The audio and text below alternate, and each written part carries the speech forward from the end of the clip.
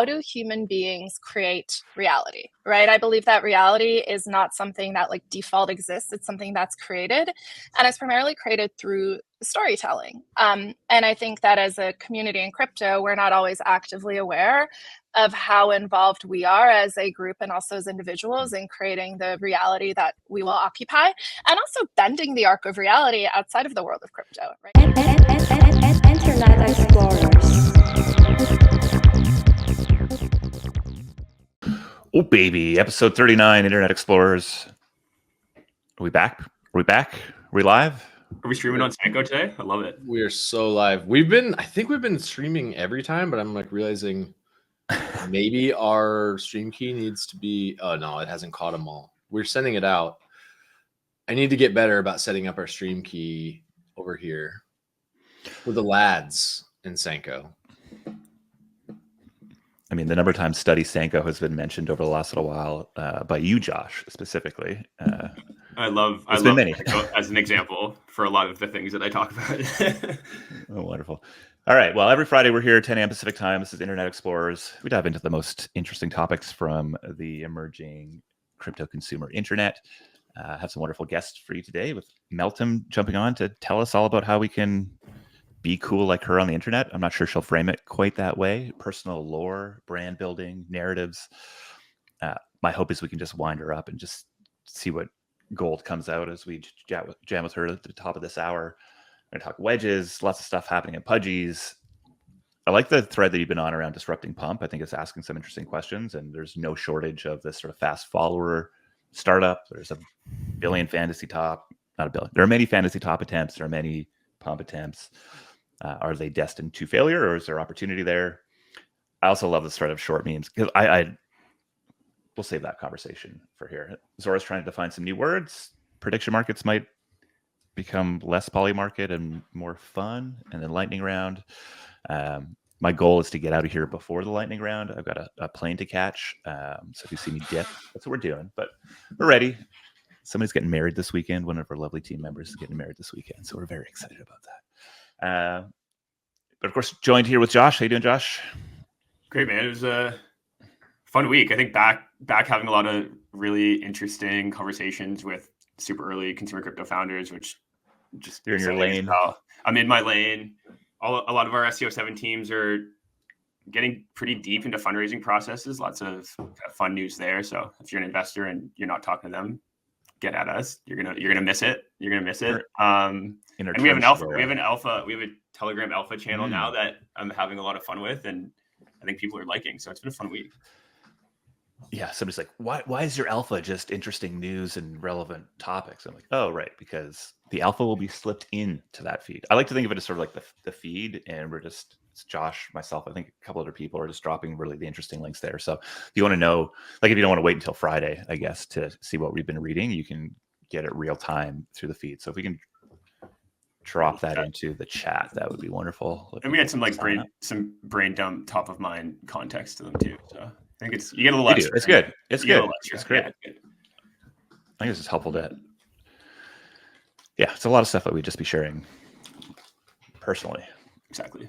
Yeah, so make sure you're on that. All right, well, we got a big show here today, and if we're ready, we'd love to welcome our guest today, Meltem.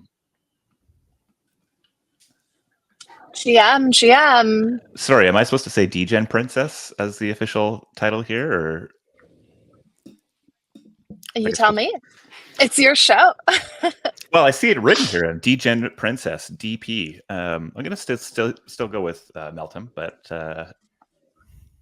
Well, I think it's because all of my devices are labeled Degen Princess. That was my handle for a long time. Kind of stuck. Love it. Okay. I thought it was like the high priestess of Gooch Island or something. Is that no longer the thing? I don't like to be pigeonholed into any one thing. We all contain multitudes. So let me live. Let me be fractally expansive, if you will. We will. Yeah, we believe in fractals and expansiveness here. Cool. Well, so I think I mean, I'm assuming most people have seen you on the internet. You've been a big advocate for crypto for a number of years now. But there's a lot of new people here who come and join us at Seed Club. So if you maybe just give us the 30-second intro, and then I want to just jump into the insights that you're ready to drop with us here today. Yeah, and I think for today's purposes, so my background, I have been an investor building investment firms in the first Bitcoin space and later crypto space for the last decade. First at DCG, so was there very early on and helped build that firm and build really a great community around Bitcoin. It was really my first exercise in building a cult. Very successful there, 250 portfolio companies, 4 subsidiaries when I left. DCG, I think in some ways has been a defining firm for the industry. Then went over to CoinShares. We did the same thing, but in a different sort of context. We took that firm public, and building a firm in public equities markets, very different than, crypto markets. And then have just sort of continued to experiment with this idea of the intersection of communities and capital. Like when I think of Bitcoin really first and foremost as a religion. It's a cult. We have lore. We have a deity, right? We have a prosaic sort of figure, Satoshi.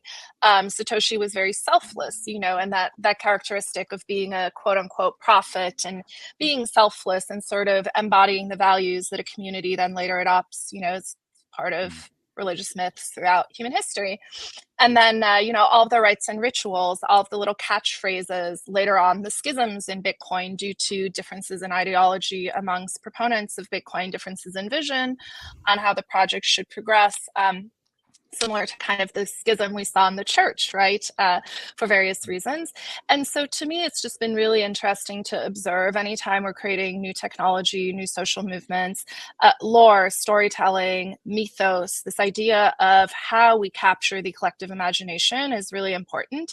And so I've just been experimenting really over the last few years with how you do that in different ways. One expression of that, my first sort of experiment with that outside of Bitcoin was Ether Rocks. Then it was crypto dick butts. And I think crypto dick butts were fun because they were so absurd and so highly memetic, similarly with rocks.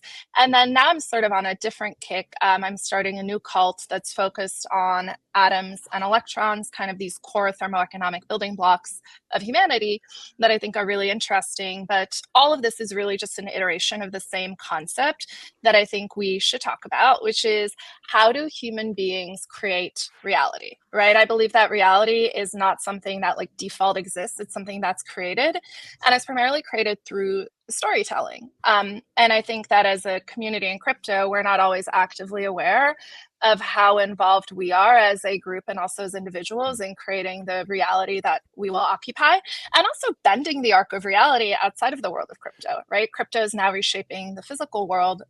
We see this with Bitcoin and the data center economy that's been built around Bitcoin. That model is now being applied to the AI space, and I think will sort of transcend far beyond just those two very specific types of computation.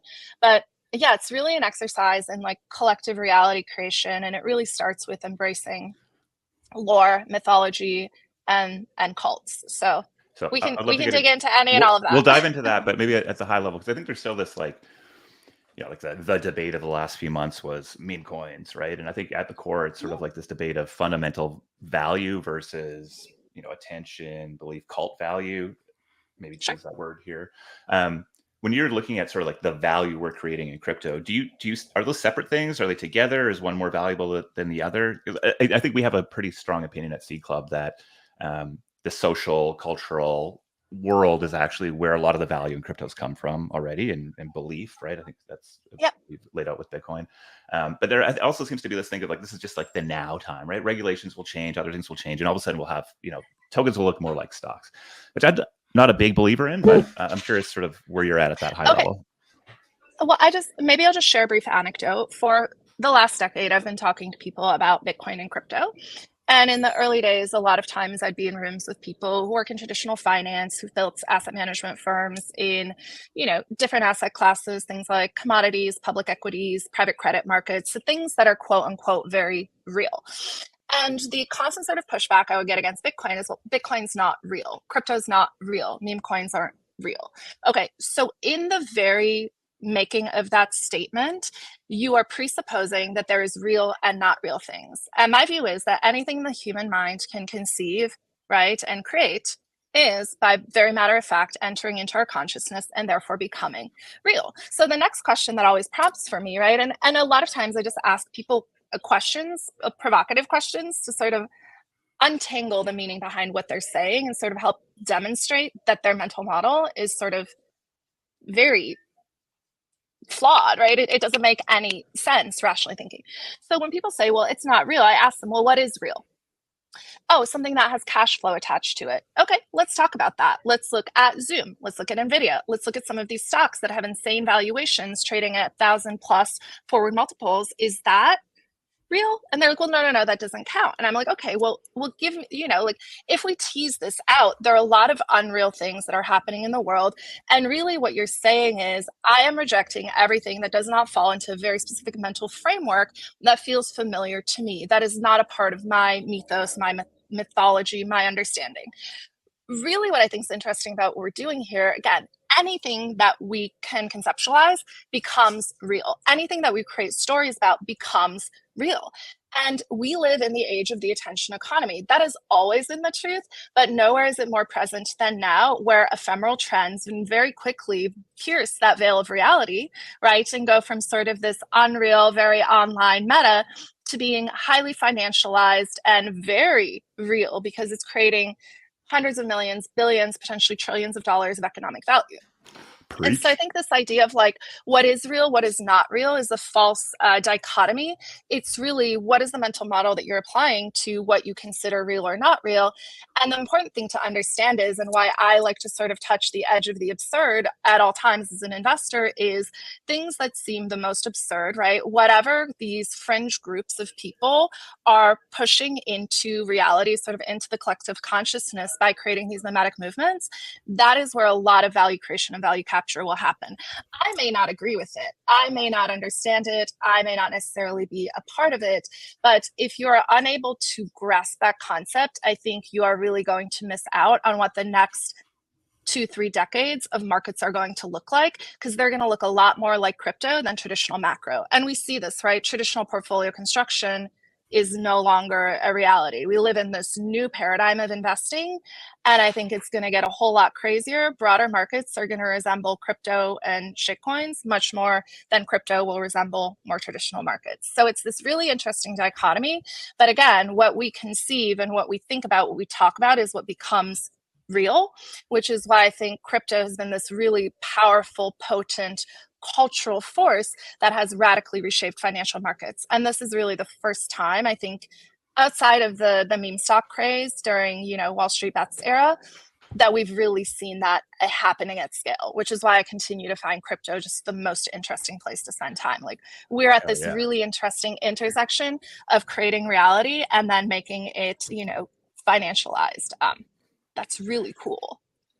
Crazy also. Yeah, I love it. I knew we just like wind you up and then you're going to cook for a little while. I want to shift into so we have a lot of early stage projects. There's a lot of early stage builders listening to us. It's a very different landscape today than where we were 10 years ago with Bitcoin and the cult that maybe was sort of emerging then. And we live in a world where there's an unlimited amount of assets in addition to the unlimited number of places for us to go pay attention. So, if we think about somebody who's just getting started or maybe even about to get started, how can we be useful to them in this sort of personal lore building endeavor? Yeah. Okay. So I think there are a few foundational sort of things that are very important to understand, and history has great lessons to offer us. I think that if you look at sort of how civilizations have been built, they've always been predicated on strong lore, right? Even if you look at the rise of something like NVIDIA, right? Jensen Huang in and of himself is like, there's a lot of lore surrounding that company. Elon Musk, a ton of lore surrounding him. So I think the most important thing is I do think we're in an era where people want authentic sort of founder-led engagement, founder-led narrative. So figuring out your personal lore and the way you're going to share that lore with the world is really important. Some people are really good at shit posting and memes. And if you are, you should lean into that. I tend to be, I like to think I'm sort of sarcastically funny. That feels natural to me. So that's my style. Other people are not funny. They're quite serious and profound. And so that works well for them. But I think step one is like figuring out what is your voice and what is your unique story. And a lot of times your unique story, it has to be authentic. I think people can really tell when things are not authentic. But step one to lore building is, who are you? What is your story? And then really identifying sort of like characters. They're very common archetypes, right? There's Jungian archetypes, there's Greco-Roman archetypes. Different cultures sort of have similar archetypes, but like, what is your archetype and how are you going to tell stories that sort of highlight you as a character, right? You have to help people place you in the broader context and sort of put you in a specific category so they know what to look to you for. So I think when people look at me, it's like, this woman is really insightful. She sees really insightful things and helps me understand them, but she's also really funny. And in the process of being funny, she highlights these really interesting idiosyncratic inconsistencies or dichotomies that make you think, right? So I like to say I'm crypto's village idiot, right? Where you're like, oh shit, like yes, but also funny. Important to note, but for everyone that's going to be different. So number one is, what's your lore? What's your story? Number two is, what's the channel you're going to use to tell that story? And in today's world, there are a lot of different channels. I don't post a lot of images of myself just because I'm not that person. Some people use Twitter more like Instagram, and that works really well for them. Other people share a lot of research content, or maybe they do more podcasts. Like, it really depends on what you're comfortable with. I like sharing slides. Slides are my love language. You'll probably see, half the content on my timeline is slides or graphs or images, because that makes sense to me. I like that. I think that's interesting. See, I allow myself one like photo of myself a quarter. That was my photo for Q2. That was it. Once a quarter, I do an Instagram like shot, and that's it. But it's figuring out like what are the channels you're going to use, and then what's the type of content you're going to use to tell your story. And then number three is, you have to be memorable. And I think being memorable means being bold and being vulnerable. People really, really are attracted to vulnerability. And that means, again, different things for different people. But I don't plan any of this stuff. I don't have a strategy. It's really, how do I show up every day and be authentically myself? It's sharing what I'm thinking about, being okay, being vulnerable, right? I say dumb things all the time that are not necessarily smart. I ask for help all the time because there are things I don't get or I don't understand. So it's really that authentic engagement. And then the last component is like the aesthetic. Aesthetics are everything. Aesthetics matter a lot. Like, if you believe in divinity, if you believe in, spirituality, if you believe that we are created in the image of God, you should care about aesthetic a lot. And aesthetic means how you physically present yourself, how you physically show up in the world. It means how you present yourself online. It just means having sort of a consistent, recognizable visual style, because the Western mind sees and feels with the eye, right? In the East, it's more the ear. We have the Eastern ear and the Western eye. So I think in Western culture, visuals are really important. So here's an example. If you pause here in the feed, if you go up to that image, here's an example of an image I created together with my designer. This is the new aesthetic I'm working on. It's a pixelated, you don't know if it's Jesus or Buddha or Mary, it's a pixelated religious figure inside a motherboard that I call the digital cathedral. I'm sort of anchoring around this concept of the digital cathedral now, but it's how do you create like this stylistic consistency and make sure that your lore, the way you're telling your story, the way you're visually presenting is consistent. For my slides, I always use the same templates. I recently just got a new template to go with my new brand with a new sort of quote unquote cult / firm I'm launching soon. But it's really about the aesthetic and really being consistent to the aesthetic. And if it does not match the level of your aesthetic, if something's not aesthetically aligned, it could be an event, it could be a podcast, it could be an image, cut it. The minute you start flexing or you start compromising on the aesthetic, you've already lost. Be uncompromising in your aesthetic and ensure that everything sort of meets the bar for your aesthetic. Don't post bad memes. If a tweet is not aesthetically consistent, get rid of it, right? Like, I think that aesthetic consistency is very important. This is why I think crypto needs more drip. Like, go on air wearing a crazy chain. Go on air like, I want to see some iced out founders. I think that's important, right? Like, honestly, I think the green behind you is more of a flex than the chain. Ultimately, I like the entire. I'm like, oh, aesthetic. It's the composition. It's the composition. You have to think in composition, right? Like, what is what is like this aesthetic. I'm purely pragmatist. This is the first blockchain. It's called a. I actually don't know what's it called. What's this called? I'm forgetting what it's called. You flip switches. It's like ones and zeros, basically, right? So. Okay, that's cool. No, it's not. There's a lot of white wall behind you. I'm very, very, very, very not stoked with my video setup here whatsoever, and so I'm trying to get in front of it here, so I don't get embarrassed. You should work on your aesthetic, and then just be consistent in your aesthetic. I do a lot of natural backgrounds. I have a green office wall. I have a brick office wall. Like just whatever the aesthetic is. Some people have like a crazy Lisa Frank style like unicorn situation, and that works for them. It's different for everyone. The Richard Hart aesthetic. Say what you will, the video of him twerking in front of a fleet of Lamborghinis. He's amazing. Out of control. He's an artist. It's not for me, but then also, okay, this is a little bit of a deviation. I have a screenshot of this saved somewhere. I take screenshots of shit I think is just wild. If you go on the Wayback Machine and look up what was in Richard Hart's Twitter bio about 18 months ago, you will laugh your pants off. It's so funny. I can't say it on there. It's disgusting, but it's so funny. Okay. We'll do it. We got. Yeah. Meltem, I need to ask. So, yeah, I think there's just so many different places you could apply this framework. I think there's kind of a cultural shift happening that's making this increasingly important. I think crypto is pulling a lot of it out of culture and creating a lot of it itself. And I think we're fully bought into this. We apply it really in the kind of world of consumer crypto and more kind of socially motivated tokens and kind of memetic networks. It seems like you're applying it to the world of DePIN. I'm curious why there. Yeah. Okay. Well, let's talk a little bit about, the cult I'm excited about now. I think if we look at the last 15 years of sort of tech culture, it's been primarily driven by software, by bits and bytes, right? If we look at what's created and captured the majority of value, whether it's private markets, public equities, even credit markets, right? It has largely been driven by sort of this age of software, largely enterprise SaaS.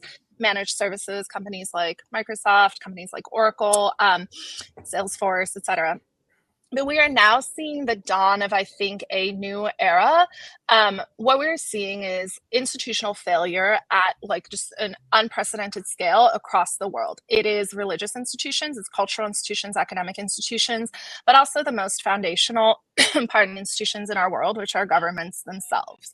And we see this in the US. If we look at the state of physical infrastructure in the United States of America, the electrical grid, right, is breaking down in numerous parts of the country. It does every summer, and it gets worse every summer. We see this in like our physical infrastructure. We have bridges collapsing, we have roads collapsing, we have water systems collapsing. So we just have this like incredible inability for these institutions that were created to help steward this very important sort of physical infrastructure on which we rely, completely disintegrating. And then at the same time, if we look at all of the infrastructure, the physical infrastructure that makes our digital world possible, in crypto, we talk about self-sovereignty, we talk about building this resilience to systemic failure. And I've long said Bitcoin is an antidote to governmental chaos you can hold in your portfolio, which is, I think, very important. But if we look at all of the underlying physical infrastructure, right, and you pulled up the OSINT model here, which like if you're a networking nerd, the OSINT model is very familiar. We've built a lot of networking and software in the crypto space, but we've never actually bent the arc of reality and started to impact the physical world. The only place we've done that, by the way, is in Bitcoin mining and a little bit with Ethereum mining when Ethereum was still GPU mined. I mean, NVIDIA owes a lot of its success to Ethereum because in 2017, NVIDIA was consistently selling out of GPUs to power Ethereum miners, right? So in a lot of ways, Ethereum's meteoric rise has also contributed directly to the meteoric rise of the most valuable company in the world, NVIDIA, most talked about company in the world today, NVIDIA. But at that hardware layer, right, like why is our electrical infrastructure highly centralized so brittle? Why are ISPs and other sort of hardware supporting our digital infrastructure so controlled and also so brittle, right? At the end of the day, if someone wanted to attack crypto, they don't even need to do that much. They could just go to the ISPs and the data centers and throttle service. Like these points in the hardware stack are very centralized. What I think is really cool now is we're experimenting with new ways to let crypto sort of bend the arc of reality of what's built and implemented in the physical world. And we're doing it on the scale of not tens of millions, but on the scale of hundreds of billions of dollars. If we look at Bitcoin, Bitcoin has built a $100 billion dedicated hardware and data center economy in a time when no investors wanted to invest in atoms and electrons. Right? The business models that were applied in Bitcoin mining, because it's super, super important to have really good operating margins, because you can't mine more Bitcoin, right? There's a set block reward. You have to be really good at operating a data center, managing your costs, optimizing your costs, dynamically sort of switching between contributing power back to the grid versus drawing power to run your Bitcoin mining data center. All of those business models that were built in Bitcoin mining are now being leveraged in the AI space to bring a ton of new AI compute online. We have 20 publicly listed companies in the Bitcoin space with a cumulative market cap or aggregate market cap of over 20 billion. So there you see crypto starting to bend the arc of sort of reality in the physical world and also impacting public equities markets. And again, those same models now are being applied to this world of AI compute, which could be exponentially bigger. So I just think that there's this really interesting thing starting to happen where crypto has sort of bent the arc of reality in certain domains, but it's been highly digital and sort of intangible, right? It's untouchable, ineffable. And now we're actually starting to do things that radically reshape our physical world. And that, in my view, is where we cross the chasm from this like very online phenomena, this very financialized phenomena that feels quote unquote unreal, to actually fundamentally changing the fabric of the reality we live in, how it's constructed, but also reshaping the physical world we live in.